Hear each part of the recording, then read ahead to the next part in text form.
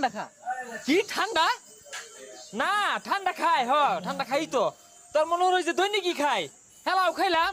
তোর ওই যে ডিপ ফ্রিজে ঠান্ডা আছে না আইস হয়ে যায় যে ওগুলা চাবাই চাবাই খাই। ও নদী ভাল লাগে না, ঠান্ডা চা খাইবি শরীর গরম হইব।